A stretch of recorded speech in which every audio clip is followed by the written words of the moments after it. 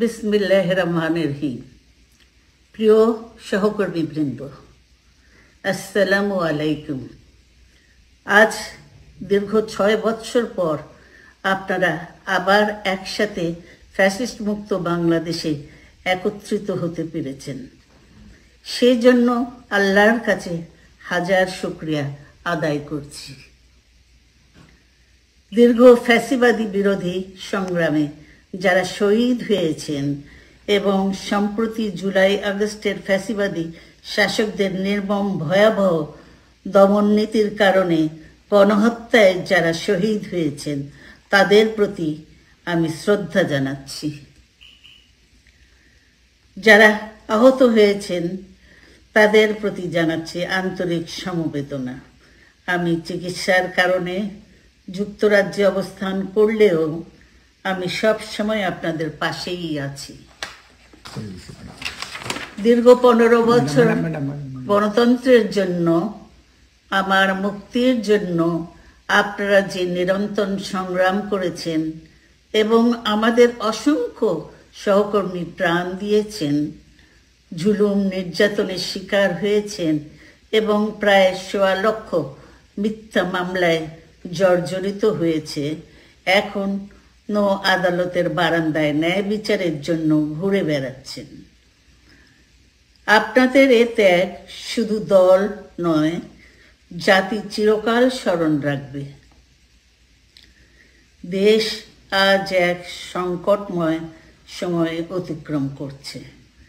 আপনাদের এবং ছাত্রদের সমন্বিত আন্দোলনের ফলে ফ্যাসিস্ট শাসকেরা বিদায় নিয়েছে। একটা অন্তর্বর্তীকালীন সরকার গঠিত হয়েছে। তাদের কাছে জনগণের প্রত্যাশা রাষ্ট্র মেরামতের ন্যূনতম সংস্কার দ্রুত সম্পন্ন করে গণতান্ত্রিক ব্যবস্থায় ফিরে যাওয়ার জন্য সকলের কাছে গ্রহণযোগ্য একটি নির্বাচন অনুষ্ঠান সম্পন্ন করা। আমার অবর্তমানে দলের ভারপ্রাপ্ত চেয়ারম্যান, সিনিয়র নেতৃবৃন্দ এবং আপনাদের সকলকে সাথে সঙ্গে নিয়ে নিরন্তর কাজ করে দলকে সুসংহত করেছেন। আমি আপনাদের ধন্যবাদ জানাচ্ছি। আমি বিশ্বাস করি আপনারা শহীদ প্রেসিডেন্ট জিয়াউর রহমানের আদর্শে আরও উজ্জীবিত হয়ে আগামী নির্বাচনে সাফল্যের জন্য ঐক্যবদ্ধভাবে কাজ করবেন। এমন কোনো কাজ করবেন না যাতে আপনাদের এত দিনকার সংগ্রাম, আত্মত্যাগ বিফলে যায়।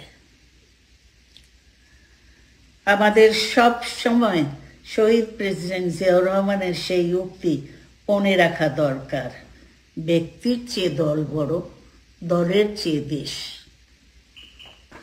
বাংলাদেশের সর্বস্তরের মানুষ, বিশেষ করে তরুণ সমাজ আজ এক ইতিবাচক গণতান্ত্রিক পরিবর্তনের জন্য উন্মুখ হয়ে আছে। ক্ষুদ্র ক্ষুদ্র সংকীর্ণতা ভুলে দেশ ও জাতির বৃহত্তর স্বার্থে আমাদের কাজ করতে হবে।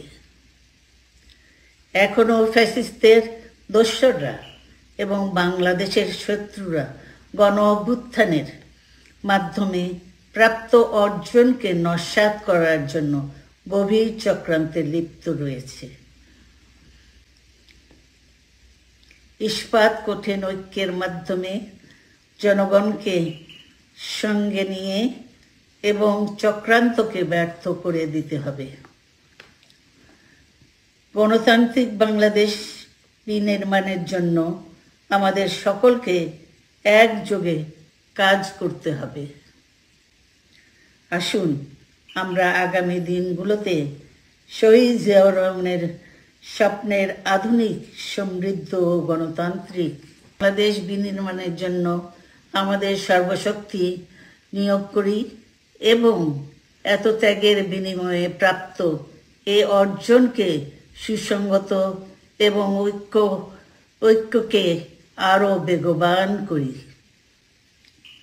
আমি যুক্তরাজ্য থেকে অসুস্থ অবস্থায় আপনাদের আহ্বান জানাতে চাই, আসুন জনগণকে সম্পৃক্ত করে বাংলাদেশ জাতীয়তাবাদী দলকে পূর্বের ন্যায় আন্দোলন, সংগ্রাম ও রাষ্ট্র পরিচালনায় নেতৃত্ব প্রদানে আরও ঐক্যবদ্ধ এবং সুসংহতভাবে গড়ে তুলি।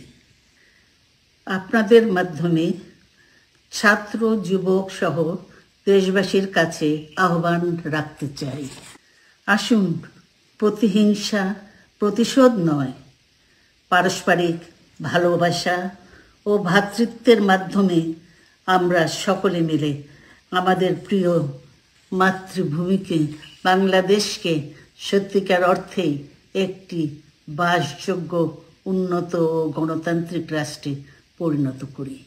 আল্লাহ হাফেজ। বাংলাদেশ জিন্দাবাদ। বিসমিল্লাহির রহমানির রহিম। বাংলাদেশ জাতীয়তাবাদী দল বিএনপির বর্ধিত সভায় উপস্থিত বিএনপির জাতীয় স্থায়ী কমিটির সম্মানিত সদস্যবৃন্দ, উপস্থিত প্রতিনিধিবৃন্দ, সারা দেশ থেকে আগত বিএনপির ডেলিগেটবৃন্দ এবং সারা দেশে বিএনপির লক্ষ কোটি কর্মী, সমর্থক, শুভার্থী, শুভাকাঙ্ক্ষীবৃন্দ, আসসালামু আলাইকুম। বাংলাদেশের গণতান্ত্রিকামী জনগণের আশা আকাঙ্ক্ষার প্রতীক বাংলাদেশ জাতীয়তাবাদী দল বিএনপির বর্ধিত সভা